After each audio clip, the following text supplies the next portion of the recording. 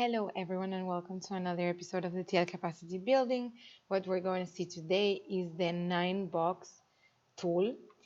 It's a very useful tool you will see right now. So let's go first over the objectives of the TL Capacity Building, as we always do. So understanding our core as an organization, our role as a team leader, getting the knowledge and the skills that we need to be the best team leaders and to become experts in team management. So in this episode, we're going to talk about the 9-box, as I told you, but what is the 9-box? The 9-box looks a little bit like this.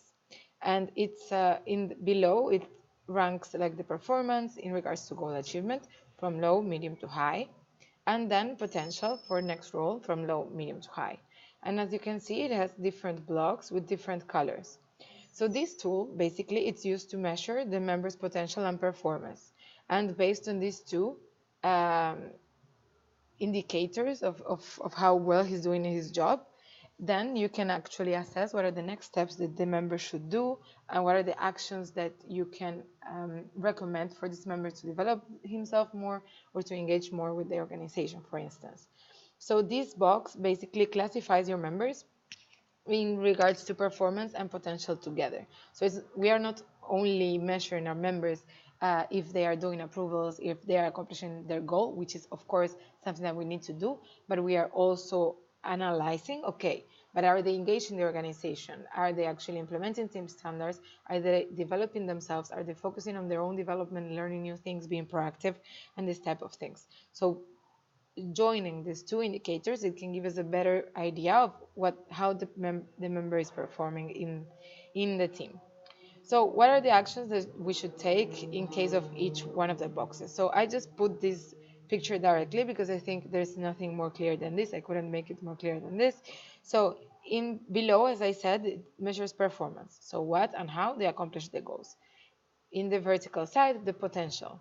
It's the core and the functional competencies that they have.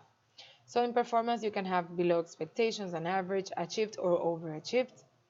And then in potential, it could be a good fit in a current level only, or a bad fit, then maybe upward or lateral movement, like we can actually move the member for another position, or upward more than one level, like having really the potential to have more levels of leadership, more roles in the organization. So how do we rank this?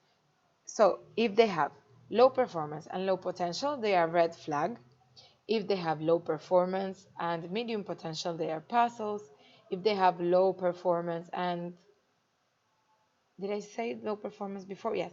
So if they have low performance and high potential, they are fish out of the water, and so on and so on. So we have red flags, professionals, masters and mentors, puzzles, solid talent, desired stars, fish out of the water, desired rockets, and desired hyper performance. So why does it say desired in these three? It's because this is where we want to push our members to be. We want to push them to have high performance. We want to push them to have high potential. So this is where we want them to be. That's why it says desired. Because if we have a member in any other one of the boxes, we have to take action to help them achieve these stages: rockets, stars, and hyper performers. Cool. So basically, when you do the PDP, I'm going to go back to here. When you do the PDP, you're going to see this box below in the scoreboard.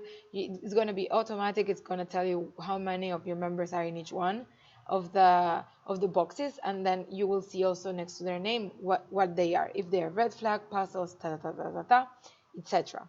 So what do you need to do as a team leader? You need to come back to this page, to this picture, and say, okay, if I have a member that is a red flag, what does it mean? Okay, it means that, for example, in this one, it's not meeting the performance expectations and demonstrating limited potential. So what do we need to do? Okay, we either need to find him a better role in the organization, or we need to actually give them a last chance to perform better, or say goodbye and leave the member to leave the organization, because we don't want to have red flags in the organization. Of course, it's a waste of energy and time for everyone. If the member is not willing to actually work, it's not willing to actually develop, it is very difficult to push them to do so. Then if you have puzzles or professionals, for instance, okay, maybe they have medium performance, but they have a low potential. Maybe what we need to do is actually focusing more on the potential, on their engagement, or making them engage with the organization, understand the organization, understand why they're feeling so blocked.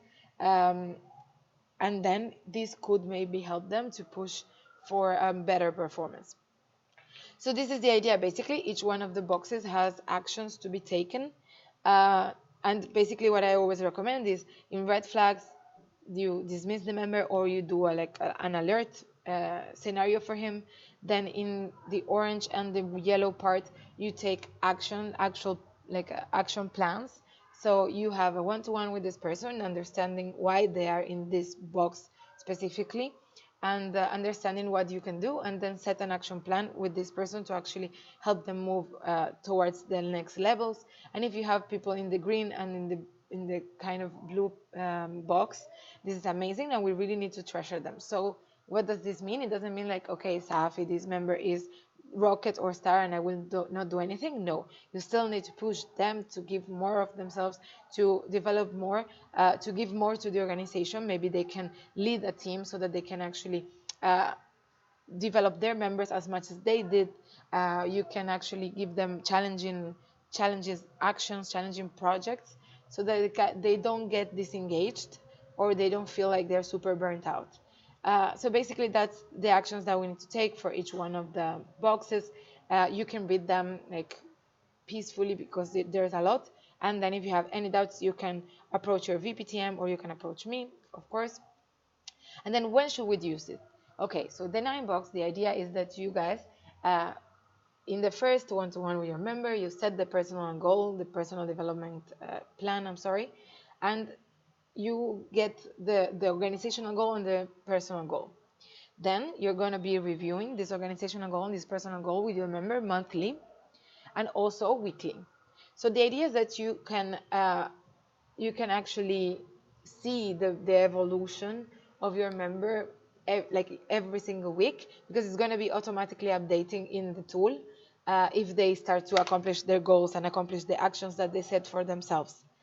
So it is something that you can see all the time in the tool.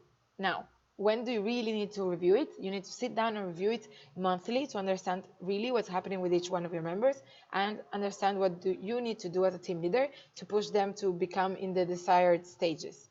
And also report it to your VPTM. Not only monthly, which is necessary, but also because the VPTM need to do an HR review. When the get process comes again, we need to do a HR review of the whole membership, of the whole entity, and understand where do we have these members and what are the actions that we're going to take with them, if they're going to be reallocated or not, etc. So this, imagine if we have the 9 box and we have the clarity that maybe there's members that need to be reallocated because the 9 box is telling us to do so, then it will be much easier when we have the reallocation process to push them to actually apply to other functions, and encourage them to try something new maybe. Or if you have members that are not performing, what better moment in the HR review to say, okay, we need to set action plan with this person. If not, it's going to be dismissed and we will have to recruit more people. So this is like the most urgent moment that we have to use the 9 box, but you can review it monthly. Then some tips and tricks: use the PDP tool, seriously use it. It is automatic, it will be super useful for you and easy to see where your members at.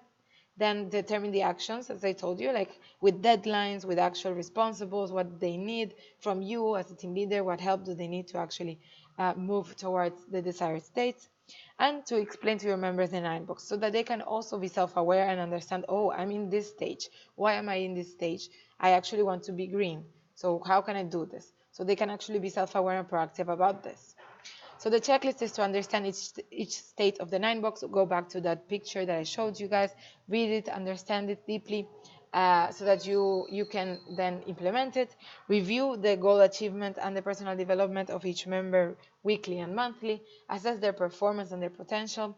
Use the PDP tool and review your members with your members, their stages, and assess the reasons why they are there and determine the action steps. And of course, lastly, report the status to your VPTM. So the graph that I just showed you guys, it is in this link also, so they can also see just the picture in case you want to have it. And that was it for this episode. I hope this was useful for you guys. We will be using the 9 box during the whole semester. Don't worry, we will be understanding more of it. Thank you so much for watching.